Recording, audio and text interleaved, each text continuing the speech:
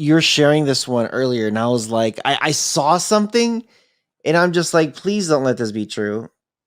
Please don't let this be another epic fail for the WWE.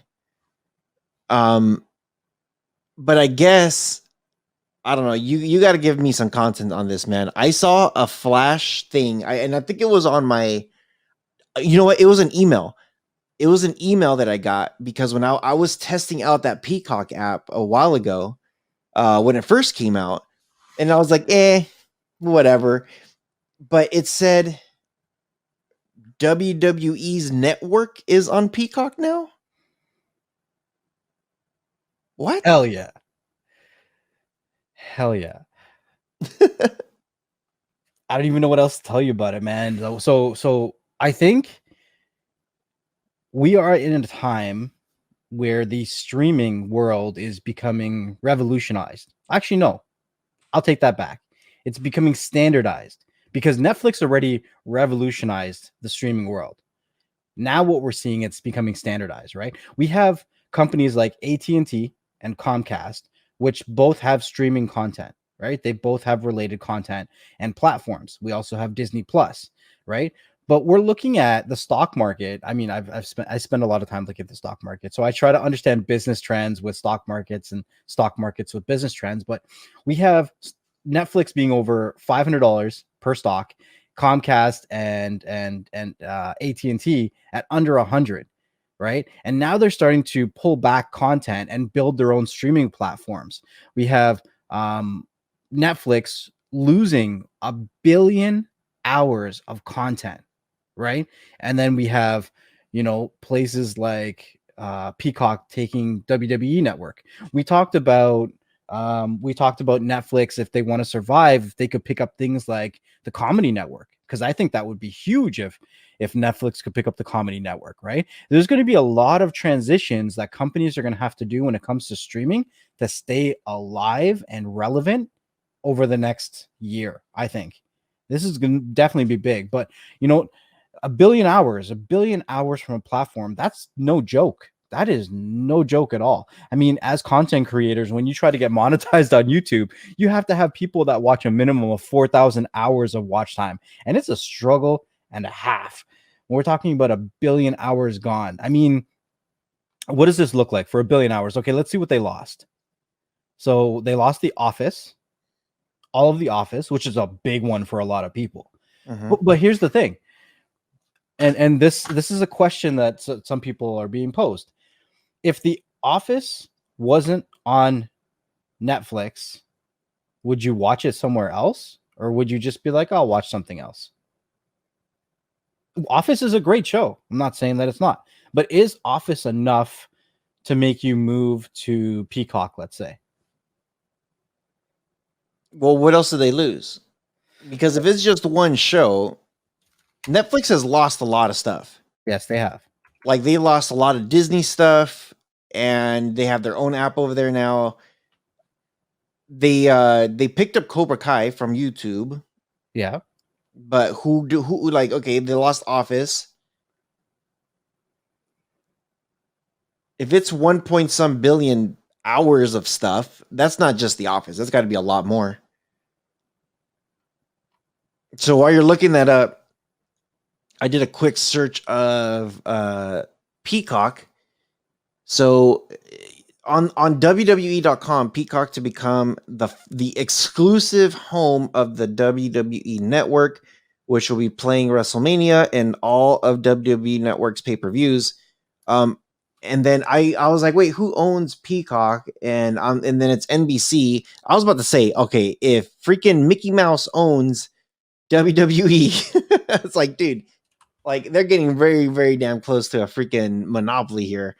But it's NBC Network or NBC Universal is what owns Peacock.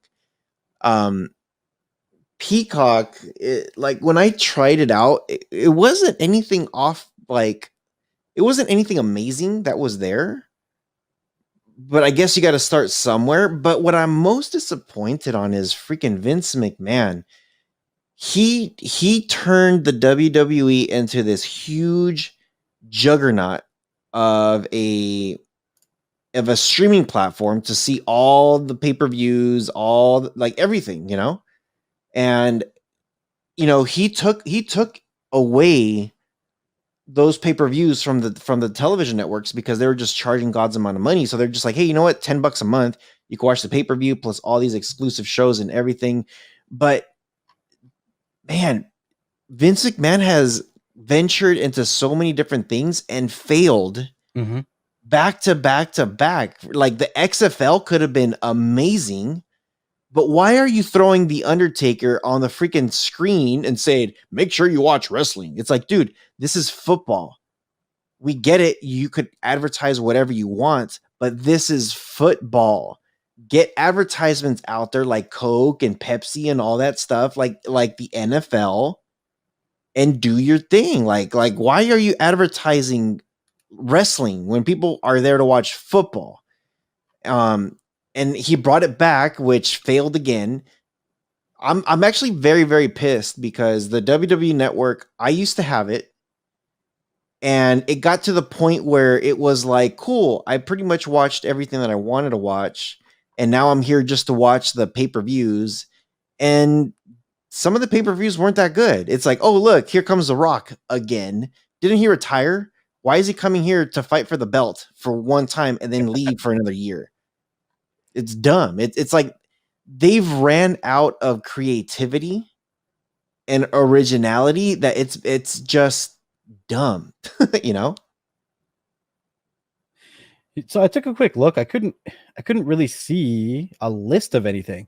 It talks about 1 billion. Oh, it's 1 billion hours worth of content, but they just keep talking about watch time in most of the articles that I find. So I don't know. There's not really a list, and the list that I find is like not really relevant. Office is the biggest name on there, so I'm not going to try to beat a dead horse on that one.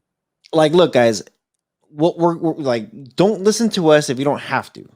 Like, you can do whatever the heck you want. The rule of thumb that everybody knows is 1 out of every 3 houses has Netflix.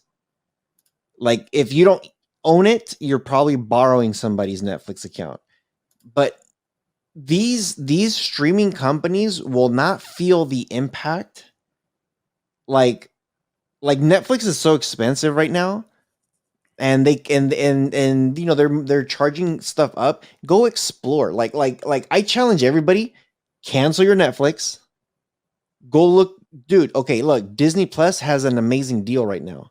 You can get Hulu, Disney Plus, and ESPN for like, it's either $11.99 or $12.99 a month. Crazy. Which is way better than Netflix's deal.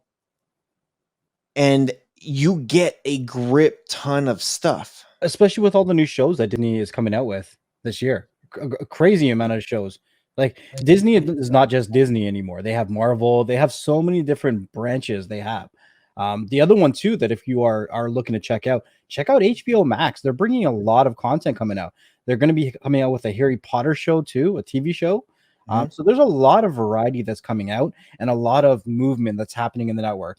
I mean, you don't necessarily have to cancel if you don't want to, but I mean, if you wanted to try a month of Disney or a month of HBO Max or a month of Peacock, or what's the other one that everyone's talking about now, Discovery Plus or something like that?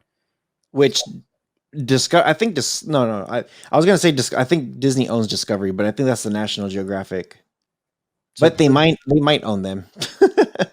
Disney owns just about everything. But yeah, like the only reason why I'm saying like get rid of your Netflix is because Netflix has been this huge juggernaut on stuff, and they can put out garbage and don't care about it.